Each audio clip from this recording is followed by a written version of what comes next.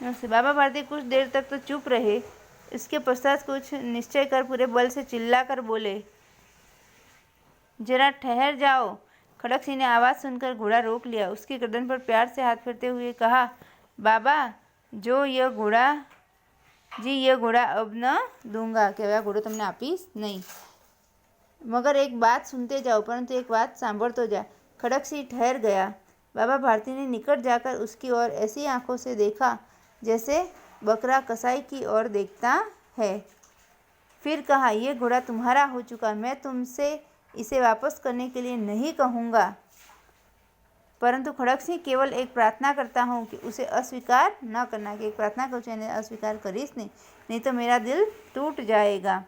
बाबा जी आज्ञा कीजिए, मैं आपका दास हूँ, तुम्हारो दास हूँ। केवल यह घोड़ा न दूंगा, पर फक्त घोड़ो आपीश नहीं। अब घोड़े का नाम न लो। हवे तो घोड़ा नाम लईश नहीं। मैं तुमसे इसके विषय में कुछ न कहूँगा। मेरी प्रार्थना केवल यह है कि इस घटना को किसी के सामने प्रकट न करना। कि आ घटना तू क्यारे कोई सामने कहीश नहीं। खड़क सिंह का मुँह आश्चर्य से खुला रहेगा। उसका विचार था कि उसे घोड़े को लेकर यहाँ से भागना पड़ेगा, परंतु बाबा भारती ने स्वयं उससे कहा, इस घटना को किसी के सामने प्रकट न करना। इससे क्या प्रयोजन सिद्ध हो सकता है? खड़क सिंह ने बहुत सोचा, बहुत सिर मारा, परंतु कुछ समझ न पाया।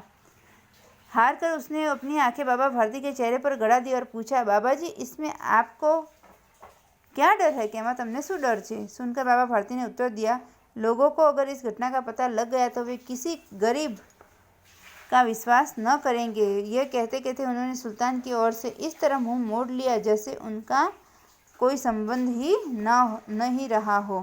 बाबा भारती चले गए, परंतु उनके शब्द खड़क सिंह के कानों में उसी प्रकार गूंज रहे थे। सोचता था, कैसे ऊंचे विचार है, पवित्र भाव है। उन्हें इस घोड़े से प्रेम था।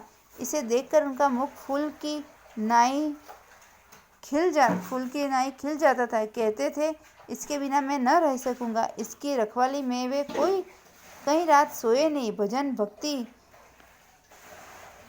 न कर रखवाली करते रहे, परंतु आज उनके मुख पर दुख की रेखा तक दिखाई न पड़ती थी। उन्हें केवल यह ख्याल था कि कहाँ लोग गरीबों पर विश्वास करना न छोड़ दे। ऐसा मनुष्य नहीं, देवता है। क्या वो मनुष्य नहीं पण देवता है। रात्रि के अंधकार में खड़क सिंह बाबा भारती के मंदिर में पहुंचा। चारों ओर सन्नाटा था। आकाश में तारे टिमटिमा रहे थे। थोड़ी दूर गांव के कुत्ते भौंक रहे थे। मंदिर के अंदर कोई शब्द सुनाई न देता था। खड़क सिंह स्वयं वहां सुल्तान की बाग पकड़े हुए था। वह धीरे धीरे अस्तबल के फाटक पर पहुंचा। फाटक खुला पड़ा था। किसी समय वहां बाबा भारती स्वयं लाठी लेकर पहरा देते थे, परंतु आज उन्हें किसी चोरी, किसी डाके का भय न था। खड़क सिंह ने आगे बढ़कर सुल्तान को उसके स्थान पर बांध दिया और बाहर निकलकर सावधानी से फाटक बंद कर दिया। इस समय उसकी आंखों में नेकी के आंसू थे।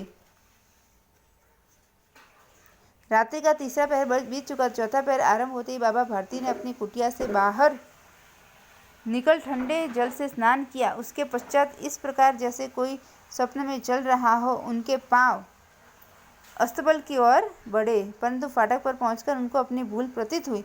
दरवाजा पर पहुंचा એટલે એમને પોતાની ભૂલ याद આવી गई। साथ ही घोर निराशा ने पांवों को मन भर का बना दिया।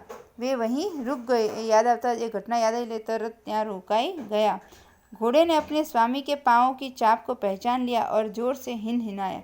घोड़ो जे હતો એને પોતાના સ્વામીની आहटने ओळखी लीधी અને એ जोरथी हणहण्यो। अब बाबा भारती आश्चर्य और प्रसन्नता से दौड़ते हुए अंदर घुसे।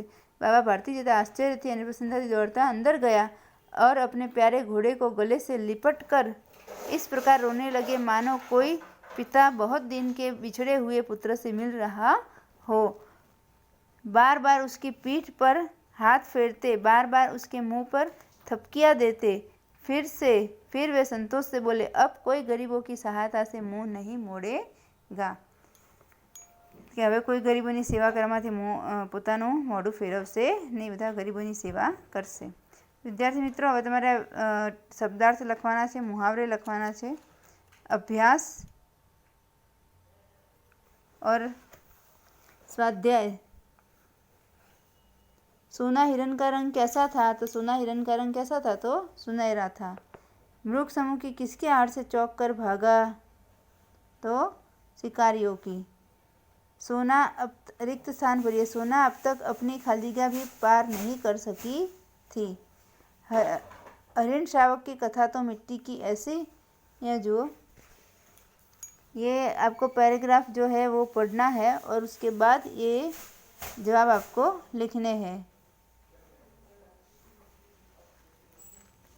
सोना अचानक आई थी परंतु वह अब तक अपनी शैशवावस्था पर भी पार नहीं कर सकी थी। तो क्या आएगा यहाँ पर? शैशवावस्था।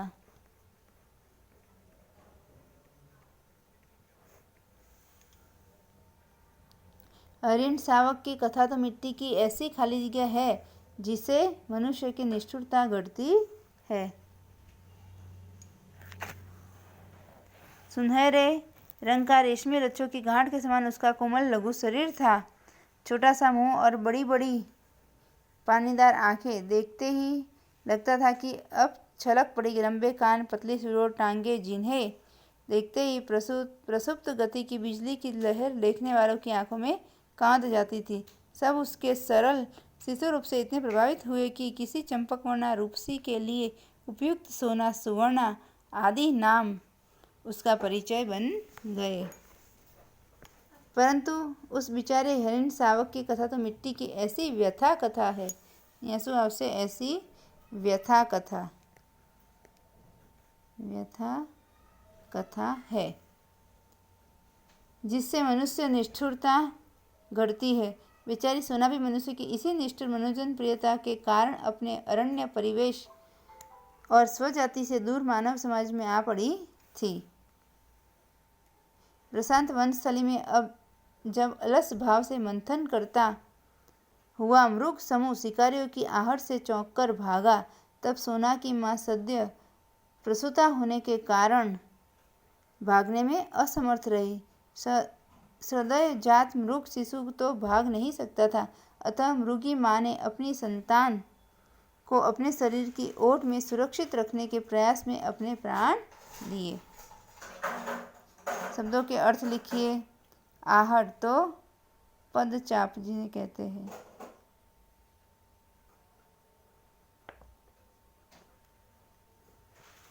शैशवावस्था यानी बाल्यावस्था।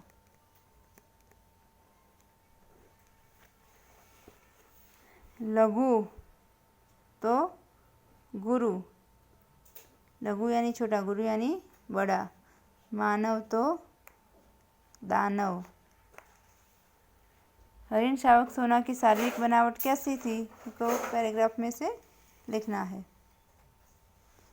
एक दिन बादशाह अकबर ने अपने दरबारियों से पूछा, बताओ दुनिया में सबसे अधिक शक्तिशाली कौन है? दरबारियों का जवाब क्या होगा और बीरबल ने क्या कहा होगा, ये आपको कहानी आगे बढ़ानी